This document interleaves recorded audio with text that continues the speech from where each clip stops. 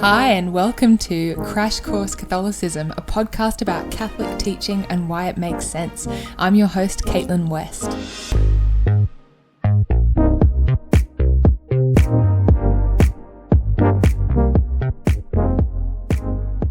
Hey friends, welcome to episode 54. So, this is our first episode on the lives of the saints, which is super exciting. And we're actually starting with someone who technically has not been canonized yet. His name is Franz Jagerstatter. So he has been beatified, so he's on the path to canonization. He was also officially declared a martyr by Pope Benedict XVI.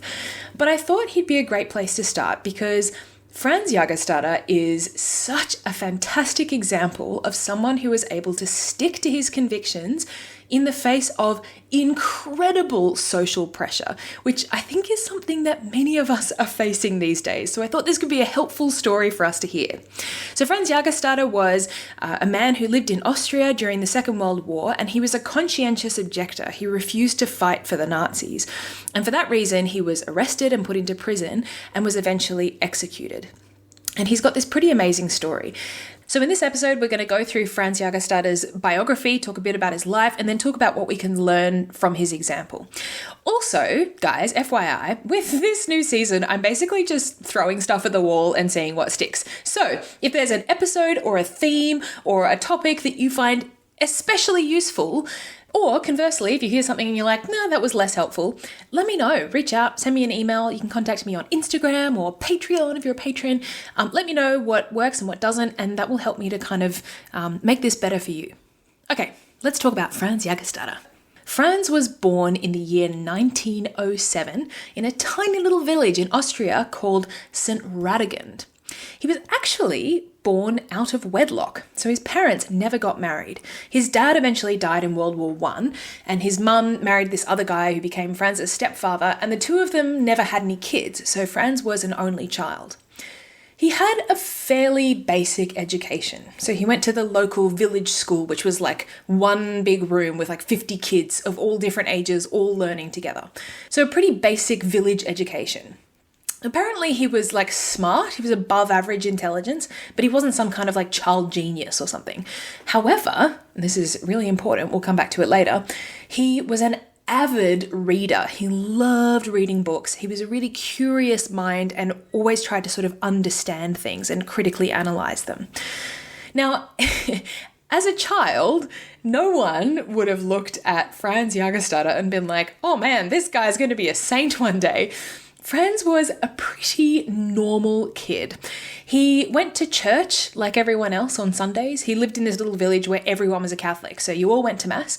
He went to Mass, he believed in God, he practiced his faith, but he wasn't like super duper holy. In fact, there's this anecdote of apparently he went to the local Catechism classes and he started asking these like really challenging, borderline heretical questions to the priest and like trying to find biblical evidence for things that the priest was like, no, dude, just stop it. So he was a pretty standard kid, and this continued into his young adulthood. One of the things that just about everyone mentioned about him as a young adult was that he loved getting into fights. Apparently he was a really good fighter and he just loved fighting with people. One time, apparently he was in this like gang of youths, like the band, and he got into a fight, or his gang got into a fight with another gang over some girl. And then he spent like a couple of nights in prison over this fight. So he was a little bit wild, a little bit of a fighter. He enjoyed all the same things as all of his friends. He loved sports and dancing. He liked to gamble. He played cards.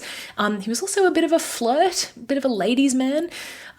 He was also a bit trendy, a bit funky. Apparently he was the first person in his village to own a motorbike, which was like crazy at the time because no one owned a motorbike. So he was a bit ahead of the trend, a bit cool.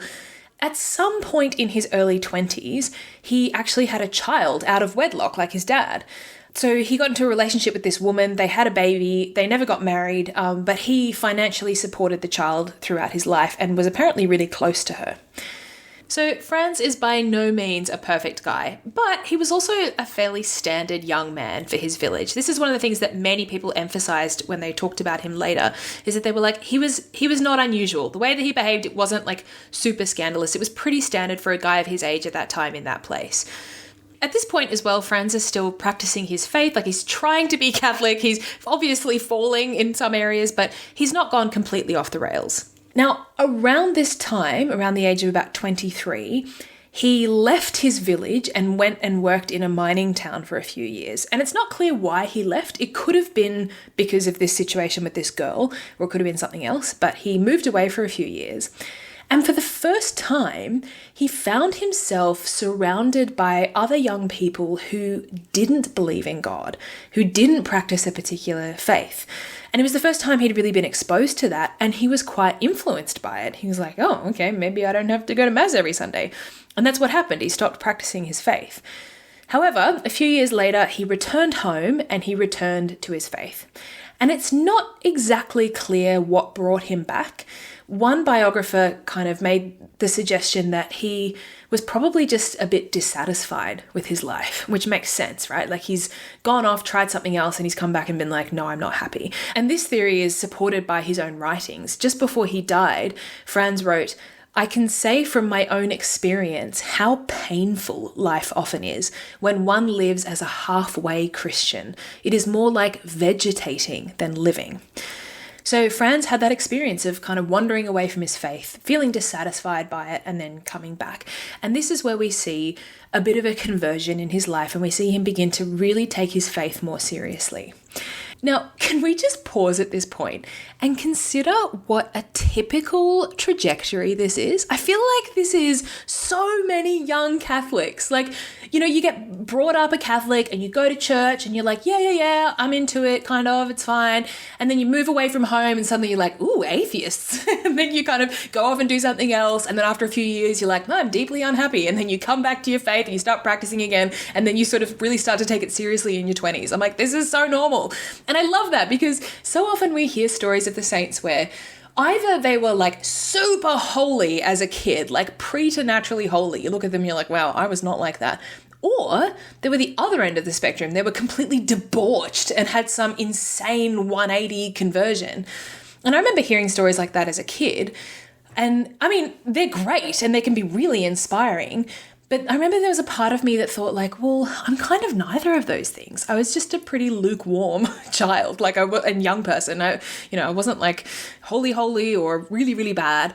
And Franz Jagerstatter is a pretty good example of that, of a normal young man in his 20s who struggled, who sinned, who tried, and who eventually really started to become holy, become close to God. So Franz returns, he goes back to his faith, he really starts to take it more seriously. He's trying to live virtue. We can see in his writings and letters from this period that he's maturing, he's going much deeper into his faith. And then at the age of 29, he marries a woman called Franziska. Now, a lot of people look at Franziska and they're like, oh, that's why Franz changed. That's where his conversion came from, because Franziska had this reputation for being super, super, super holy. She actually at one point discerned becoming a nun. And apparently also Franz wanted to go into a monastery at one point. And they both kind of prayed about it and were like, oh, actually, no, that's not my vocation. But yeah, Franziska was super holy. And so everyone looked at her and they were like, oh, it's because of her that he took his faith more seriously. But actually, when you look at his life, you realize that that was not what was happening. He was already on that path. But when he met Franziska, it was like he'd found his helpmate, or they'd found each other's helpmate. And suddenly they had this kind of rocket fuel. They could help each other and their faith kind of exploded together. Franziska said this herself. She said, we helped one another go forward in faith. And I love that. I say this as someone who has a bit of a bugbear about this. Because you know how sometimes you hear people say like, oh, that guy, like he's a bit of a ne'er-do-well, but he just needs to meet the right woman and then his life will change. Or vice versa. They're like, that chick just needs to meet a good guy and then she'll settle down. And like, of course, yes, that can happen. God is God, miracles happen, and you do hear of those stories and they're beautiful and wonderful.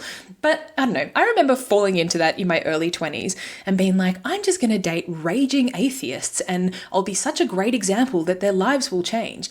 And of course, it always ended in heartbreak because that's usually not how things work. Yes, of course, miracles can happen, but most of the time what you see is someone who is already open to the truth. They're already searching to some extent. They're already kind of on that path.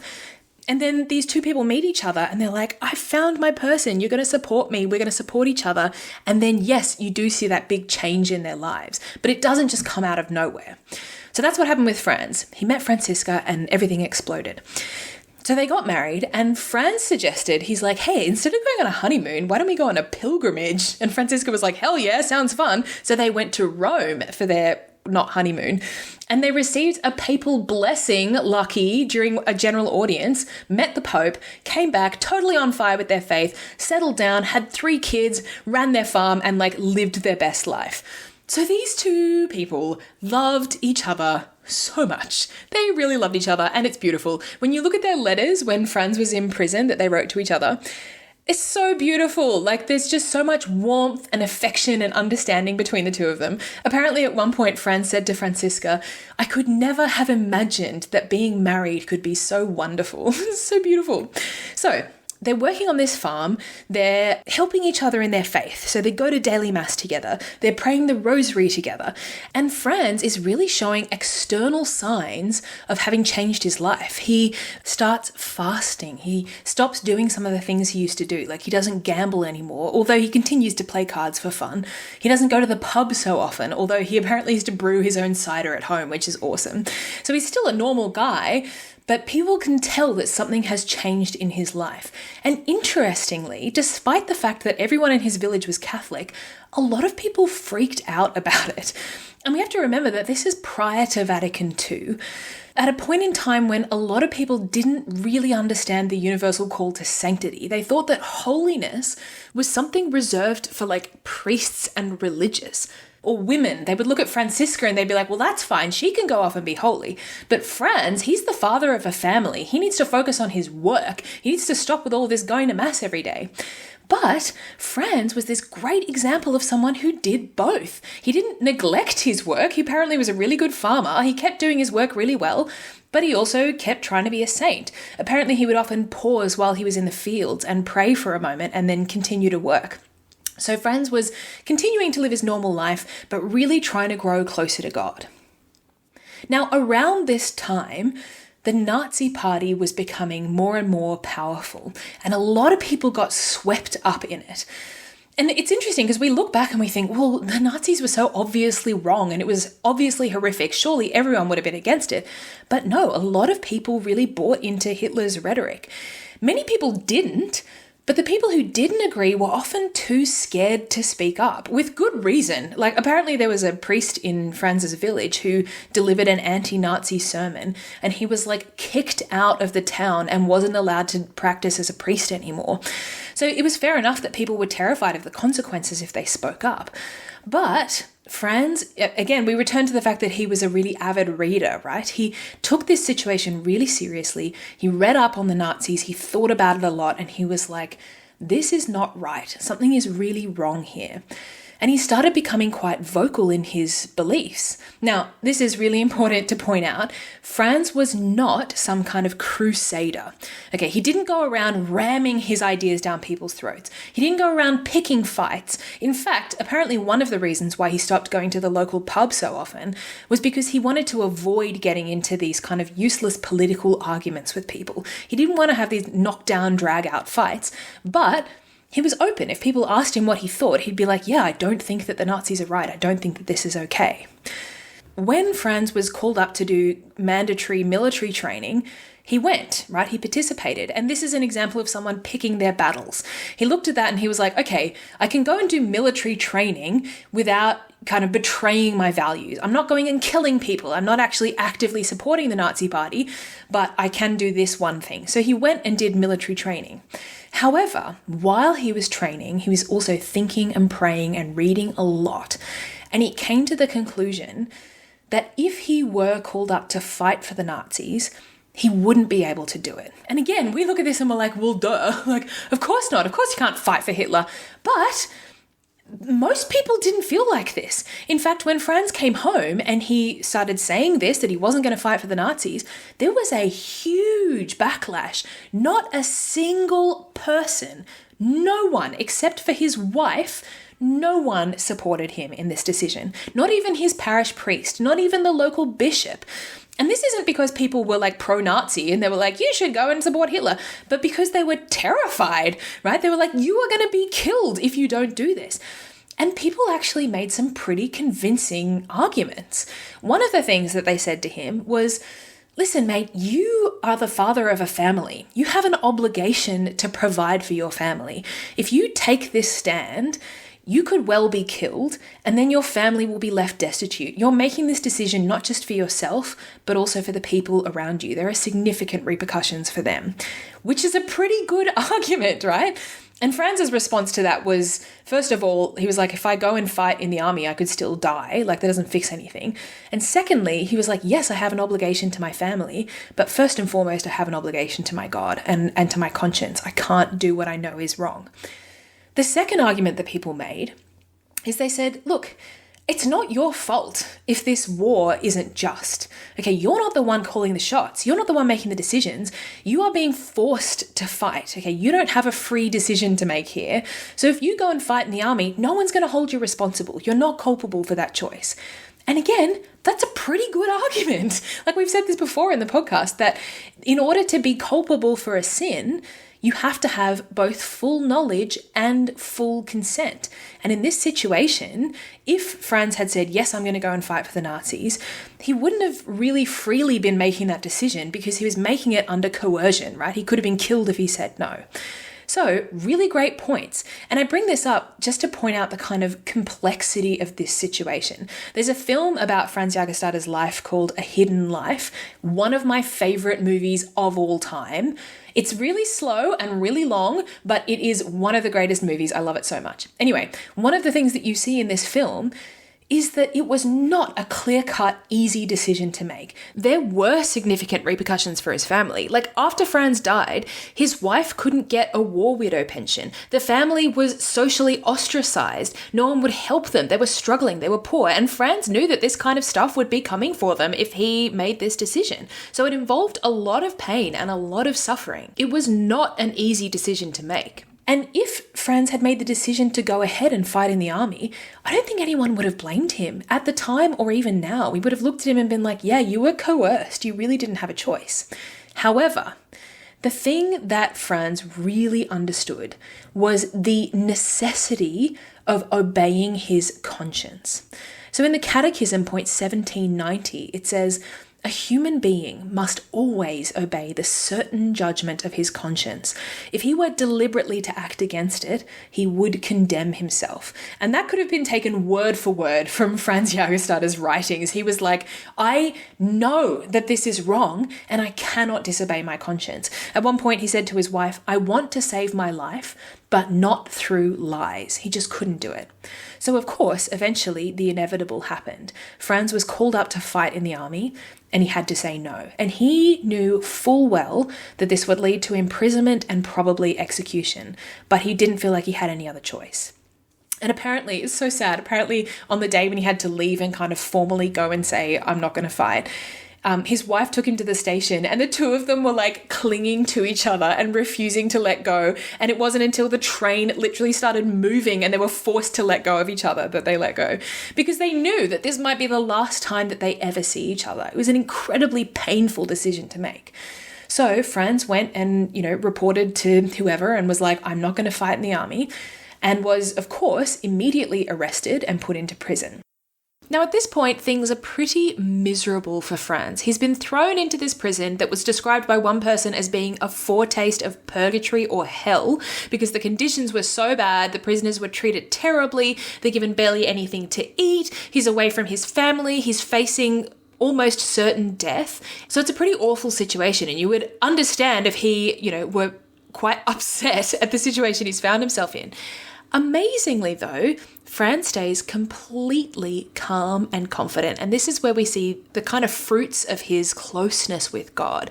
He's obviously spent the last few years deep in prayer, deep in study, and at this point, you can see that he's totally connected to God. One of the prisoners remarked that one saw him sunk in prayer the whole day through, his rosary his constant companion. Apparently, he basically prayed the rosary nonstop, and when he wasn't praying, he was reading like a spiritual book or doing mental prayer. He also had this deep, deep love for the Eucharist. So obviously he wasn't able to go to Mass every day because he was in prison, but occasionally he could receive our Lord in the Eucharist. And whenever he did, he would write about it in his letter home to his wife. He'd be like, guess what? I got to receive our Lord today. So he was constantly in union with God, constantly trying to stay close to him, praying to him. And we see the effects of that in his calmness, his peace, and his cheerfulness.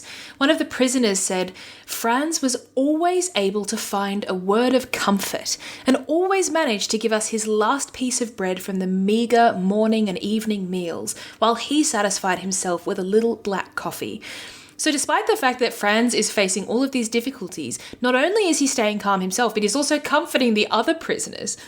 At another point, on his wedding anniversary, he wrote a letter to his wife and said, when I look back upon all this joy and the many graces that have been mine for these 7 years, it seems at times almost to border on the miraculous. Far out, the fact that someone can say that in the situation that he is in, it's so clearly supernatural, right? No one has that level of cheerfulness and gratitude and joy if they're basing their happiness on external circumstances, particularly if you're in the situation that he is in. Now, while he's in prison, Franz is under constant pressure from all sides to relent. Every day someone comes to him and is like, just sign along the dotted line, just make an oath of allegiance to Hitler, just say yes to joining the army and this will all go away. And he just kept saying no. He kept sticking to his guns and insisting that he couldn't do something that he knew was wrong. However, what he did do was he tried to find another solution to the problem. So he wasn't sort of, bullheadedly like charging in and being like, I insist on being martyred. He didn't have some sort of death wish or God complex, right? He was looking for other alternatives. So at one point he offered to serve in the medical corps. He was like, okay, I can't go and kill people in the name of the Nazis, but what I can do is help people medically. But that offer was taken off the table. They were like, nope, we just want you to fight. You have to join the army. You have to fight. And he's like, okay, well, that thing I can't do. So after about 5 months of this, once it became clear that Franz wasn't going to change his mind, he was sentenced to death. And on the same day, he was taken away and executed by guillotine. Now, I want to finish this biography by reading the testimony of the priest who came to see him on the day that he died, because it's pretty amazing. So this priest came to visit him at around 12 o'clock, so just a few hours before he was executed. It says, he entered Jägerstatter's cell. The condemned man had already received the last sacraments that afternoon. He found him completely calm and prepared. Not a word of complaint passed his lips. On the table before him lay a document. He had only to put his signature on it, and his life would be saved. When the priest called his attention to it, he smilingly pushed it aside with the explanation, I cannot and may not take an oath in favour of a government that is fighting an unjust war. And so at this point, this priest offered to read to Jägerstätter for a bit. He's like, do you want me to read to you from like a spiritual book or the Bible or something? Jägerstätter said, I am completely bound in inner union with the Lord, and any reading would only interrupt my communication with my God. And with that, the eyes of the condemned man shone with such joy and confidence as he looked at the priest that he was never able to forget that glance. Later, the priest was also to witness the calm and composed manner in which he walked to the scaffold. On that very same evening, he said, I can only congratulate you on this countryman of yours who lived as a saint and has now died a hero. I say with certainty that this simple man is the only saint that I have ever met in my lifetime. Amazing. One of the most incredible things about Franz Jagerstatter's death is that he died knowing, or at least believing, that his death would make no difference whatsoever. And he knew this because people were saying it to him every day. People were being like, mate, no one's going to hear about this. Hitler's not going to hear about it. It's not going to change the course of history. It's not going to change the outcome of the war. This is literally just a waste of a life. You are throwing your life away for no reason whatsoever.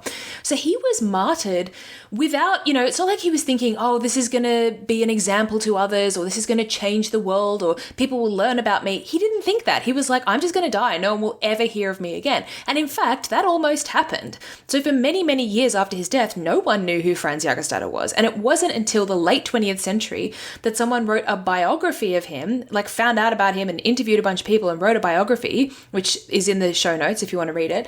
It's great.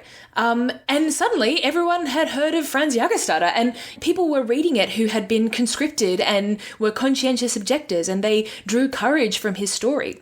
Franz Jagerstatter was used as an example in Vatican II by a cardinal who was like, this is why we need to do more to support conscientious objectors. And in fact, his story influenced the church document Gaudium et Spes. In that document, the church specifically states that we need to have provisions for conscientious objectors, provided that they're still willing to serve the human community in another way, which is exactly the situation that Franz Jagerstatter was in. And this can be a helpful thing for us to remember. Sometimes we find ourselves in situations where we're suffering, or maybe we experience a kind of social martyrdom with our friends or in our workplace, and we think, what is the point of this? What is the point of this suffering? I'm just going through this for no reason. And we have no idea the kinds of fruits that are going to come from that. Before we wrap up, there are a few things that I think we can learn from Franz Jagerstatter's story, because stories like this, they're beautiful and uplifting and wonderful, but there are also some practical things that we can take away and apply in our own lives. The first thing is the reminder that anyone can be a saint. Anyone. Franz Jagerstatter was not the most educated man out there. He wasn't the most intelligent, the most charismatic or successful. He was a little farmer in the middle of nowhere, right? If he can do it, if he can be holy, then anyone can do it. Now, there are three key reasons why I think Franz Jagerstatter was able to do what he did. The first is that he had formed his conscience. What does that mean? It means that he read, he reflected, and he prayed before he acted. And you look around at everyone around him at the time, so many people were acting out of fear. They were responding emotionally to the situation. They were acting out of instinct, or they'd bought into the kind of superficial rhetoric of the Nazi Party. And we can apply that to our own time. There are so many people, ourselves included a lot of the time, we react emotionally or out of fear or superficially. If we want to be able to go beyond that, we have to form our consciences. We have to read. We have to think. We have to reflect. Now, you might hear that and think, okay, well, I'm pretty solid because I listen to good podcasts. I read good books. I watch things on YouTube. And that's fantastic. That's really good. Keep doing that. However, we all know that we live in a world that is full of noise, and it is so easy to just absorb information, even if it's good information, right? And it's the right ideas. It's so easy to just absorb it and be like, right, okay, that's cool. That's what I think. Awesome. Bye. But we also need to find time to reflect and to pray. One of my favorite things about that film, A Hidden Life, is the amount of silence in it. There are so many shots of Franz walking through the mountains or staring at a tree and just thinking and reflecting. We need to find times of silence to take those good ideas and sit with them in front of God and really reflect on them and understand them and allow them to form us. The second reason why Franz was able to do what he did is that he understood suffering. He knew how to suffer. Before any of this had happened, before he had been imprisoned and he knew he was going to die, he wrote a letter to his wife, and in it he said, "We must go courageously along the way of suffering, whether we begin sooner or later. They may build many beautiful streets today, but they cannot change the way to heaven. This way will always remain rugged and rocky." So Franz Jagerstatter understood the power and necessity of being able to suffer and being able to grow holy through our suffering. And he didn't suffer in his everyday life in drastic ways, but just in very normal everyday ways. He worked really hard. He fasted occasionally. He was able to say no to himself. He gave food and money to the poor even when he didn't have very much himself. And because he was able to suffer in those little ways throughout his life, he was then able to say yes to that great suffering of martyrdom. The third reason why he was able to do what he did is that he already had a deep relationship with God. Before he was in prison, before any of this happened, he had developed a relationship with God. Like, look at Franz and then look at all the other people in his community. There were many other people who disagreed with the Nazis. There were many other people who were Catholic. There were many men who were called up to fight in that army. And yet, he was the only one in his village who said no and was martyred for it. And what was the difference? What's the difference between him and everyone else? He was the one guy who was going to mass every day. He was the guy who was saying the rosary every day. He was the one who was praying while he was working. He already had this deep relationship with God. And it meant that when he met that challenge, he had the strength to go through with it. Franz's martyrdom didn't begin at the moment when he walked up onto that scaffold. It began with that first conversion in his 20s. It began with him saying yes to God and beginning to develop a relationship with him. So there are 3 things in there: forming our consciences through reading and prayer, mortification, being able to suffer and say yes to suffering and to sanctify that suffering, and thirdly, a relationship with God, particularly through accessing the grace of the sacraments. If we can do those things, then we, like Franz Jagerstatter, can become holy people. We can become saints. So, if/when we find ourselves in situations in our lives where we are under a lot of pressure to behave in a way that contradicts our values, we can go to Franz Jagerstatter, we can ask for his intercession and ask him to help us to be more like him, to find ways to stand up for what we believe in a way that is charitable, that's not combative, that's not fighting unnecessary battles or throwing ourselves into the line of fire just for its own sake or being crusaders, but in a way that honors the truth, honors the true dictates of our conscience, gives glory to God and leads others to the truth as well. Now, there are many other things that we could say about Franz Jagerstatter. When he was in prison, he wrote copiously. He wrote letters to his wife, and he also wrote reflections on God, on politics, on his actions and why he'd done what he did. And there are some really profound things in there that can be really helpful for us.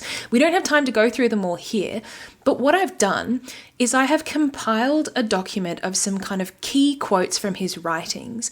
And I've also recorded many of those quotes and excerpts from his writings so that you can listen to them while you're doing your prayer and you can kind of pray with them. So those 2 resources are currently available on Patreon for patrons. If you are not in a financial position where you are able to be a patron, but you would still like to access those resources, shoot me a message or an email and we'll figure something out. On that note, I want to say thank you to the people who have been supporting the podcast through Patreon. I cannot tell you how grateful I am and what a huge difference it makes. We still need more patrons before we can start growing the podcast and doing things like YouTube videos and working on this, turning the Catechism stuff into a book, etc. There are lots of plans in the works, but we need more support before we can do it. So pray about it, think about it. If you feel the Holy Spirit giving you a little tap on the shoulder and being like, maybe you could do that, even $5 a month will make a tangible difference to us being able to actually expand this podcast. Okay, that is all we have time for today. In our next episode, we're going to do our very first Catholicism and we're going to look at Catholicism and feminism. How do those 2 things fit together? And can a Catholic also be a feminist? Juicy! I can't wait. Have a fantastic fortnight. I'll talk to you later. Okay, bye.